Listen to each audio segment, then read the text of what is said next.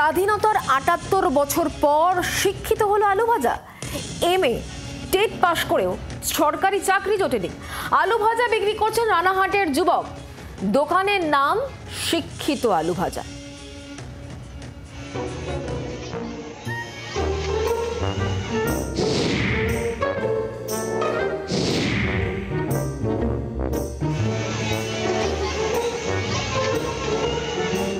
আলু ভাজা আবার শিক্ষিত, শুনেই চমকে যাচ্ছেন তো।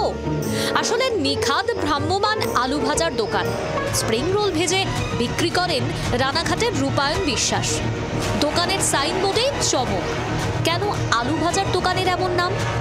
রূপায়ণের কথায় তিনি শিক্ষিত তো বটেই, আর শিক দিয়ে গেঁথে নিয়ে ভাজা হয় আলু।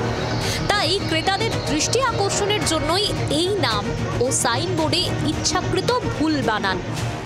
নামের কারণ হচ্ছে আপনার প্রথমত এমএ পাস করে আলু ভাজি, এর একটা কারণ, সেই জন্য শিক্ষিত বেকার লেখা। আর শিক্ষিত আলু ভাজার কারণটা হচ্ছে যে শিকটা গোজা আছে, শিক দিয়ে খিত করা, তার জন্য শিক্ষিত।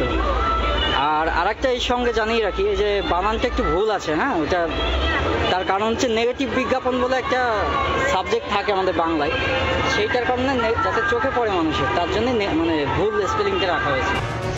এবার রূপায়ণের শিক্ষাগত যোগ্যতা শুনবেন। বাংলায় এমএ পাস রূপায়ণ, পাশাপাশি টেট উত্তীর্ণ বলে দাবি তাঁর। তাও চাকরি পাননি বলে অভিযোগ রূপায়ণের।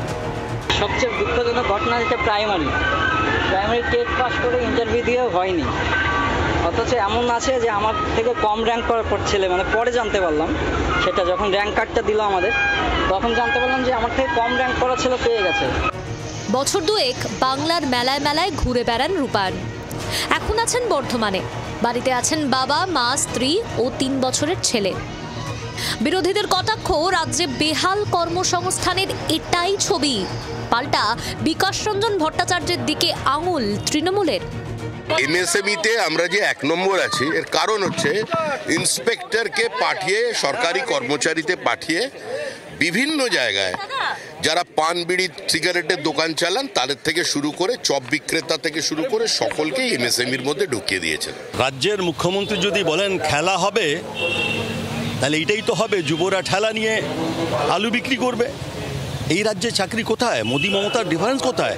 মাস্টার ডিগ্রি করে আলু ভাজা বিক্রি করতে করতে উনি ২৪ ঘন্টায় যখন পৌঁছতে পেরেছেন, নিশ্চয়ই আদালতেও পৌঁছতে পারবেন।